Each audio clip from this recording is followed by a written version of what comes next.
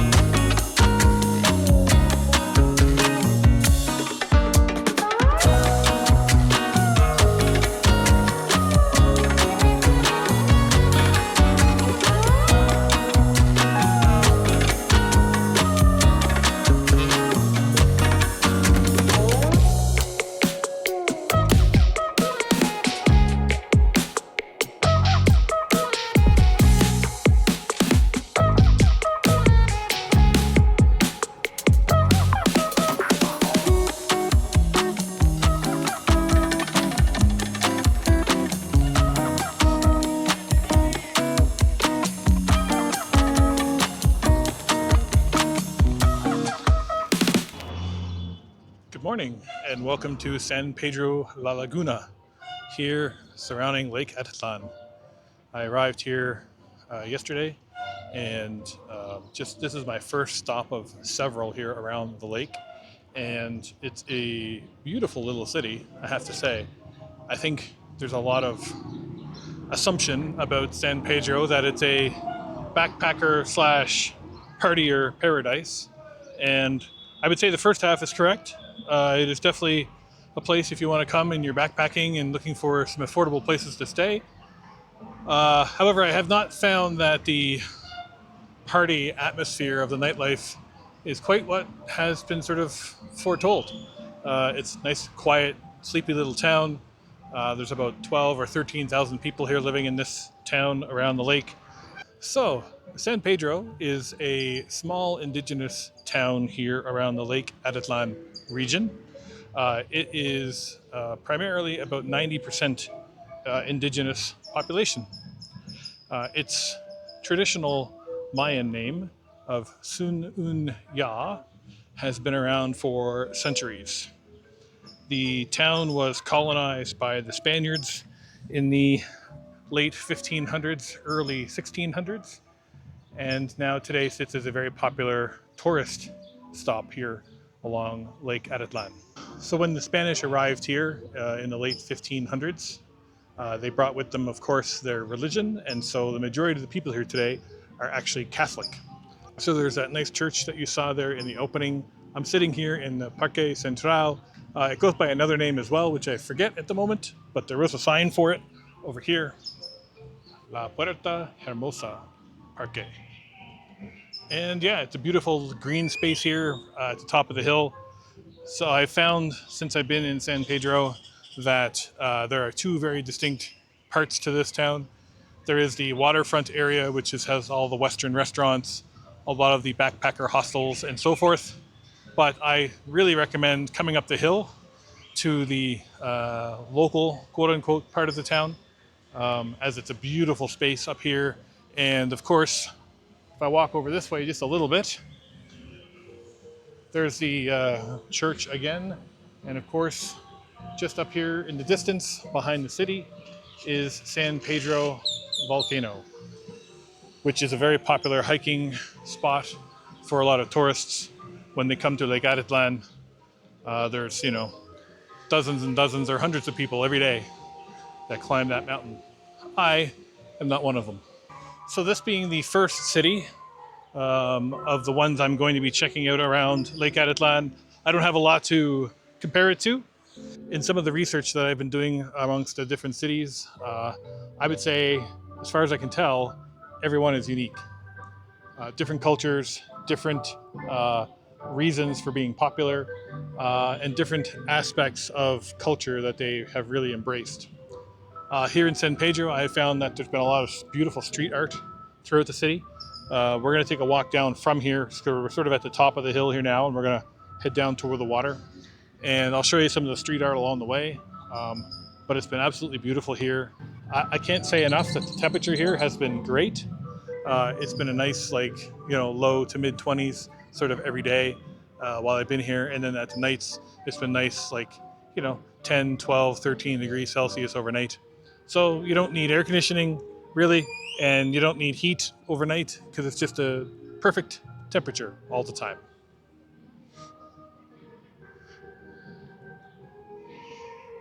So I thought from here, I'll take a little walk over to the Central Market, which is just a block away from here. Check that out. And then let's head down the road and head down the hill and check out down closer to the water. Let's go wander.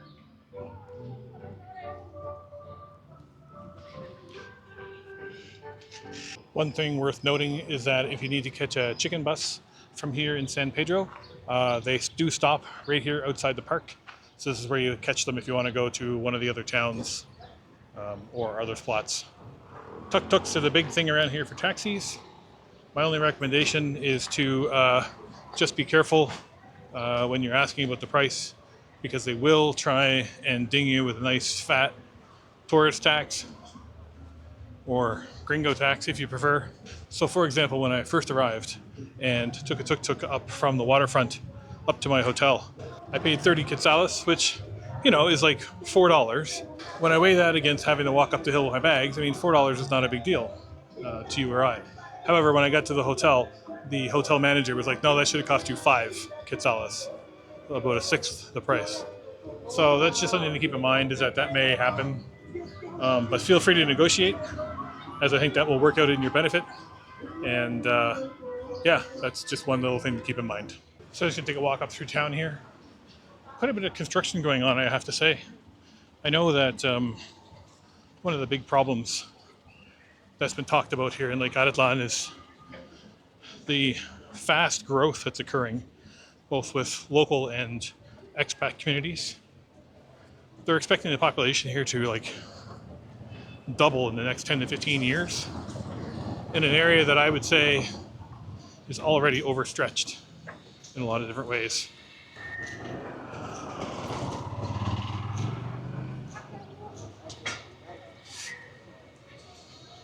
Just making our way up through here. Just had a little walk through the market area. Always super busy. Every town you go to in Mexico, Belize, here in Guatemala, and other countries too, of course. No matter where you go, you're always going to find really busy street market areas.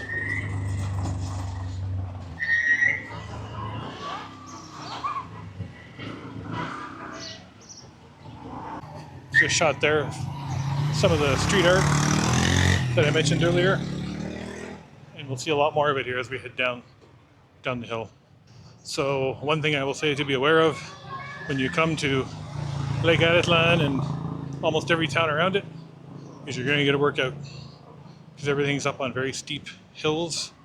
I've been walking a lot of hills lately, between Mirador and Shela, and now here around Lake Atitlán for the last couple days, and now for the next week or two. You can see here just how steep it gets as you head down the hill. One of the things I've immediately found fascinating here, at least in San Pedro, and I'm assuming the other towns will be the same, is that some of the side roads are very narrow, wide enough for, a motorbike and a person, and that's about it. And yet people are able to navigate through them in tuk-tuks and small vehicles and whatever else. But it all just kind of seems to flow together and work really well.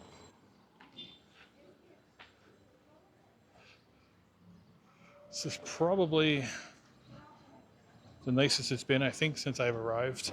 One of the things I've noticed with Lake Atitlán, and was reading about it as well, was a discussion about how there's a lot of smog and haze over the lake these days. And I've read different accounts as to the reasons for it. I would say it's probably a combination of factors, and that some of those things are like, well, pollution is a big one because of the growth of the towns around the lake. Most of the sewage gets dumped directly into the lake. So while I've seen lots of people swimming there, I know that they've had issues with, bacteria outbreaks and those types of things in the lake. There's issues with, volcanic ash. There was a volcanic eruption just the other day between here and Guatemala City, which blew some ash this direction. There's also things like burning rubbish, all the usual types of issues that you have.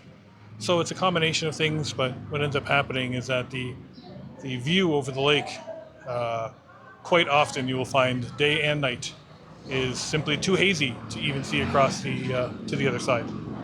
But so far today, everything looks great. So let's continue on down towards the water.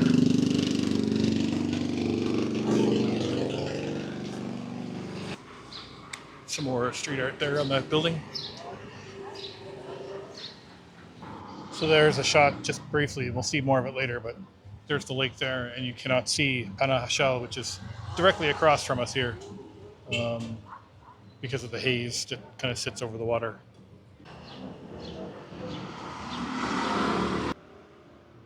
Some more of the street art that I've seen here in the town. Some really beautiful work.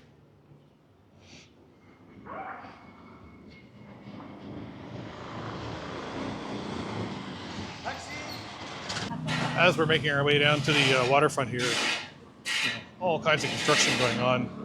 You see this whole building here is going up. Little house spaces for rent on both floors. We've got more construction down here, and then I even noticed coming in on the boat the other day that there was construction all on the water. So it's a very fast growing area. One of the things that's been really great so far is a nice selection of food. Because it's a touristy kind of town, lots of popularity with backpackers and people from all over the world. You get a lot of different types of food and restaurants to choose from. I'll put a few examples of those on the screen here.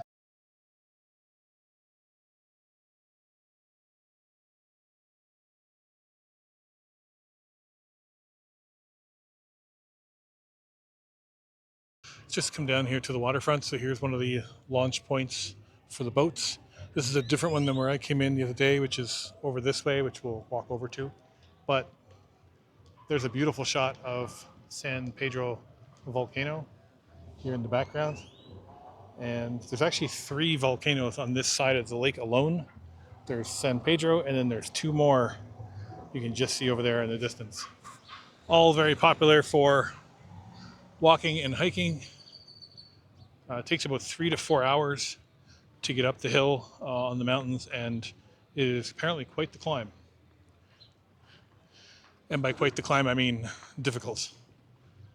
Although I'm sure the look at the end is probably well worth it.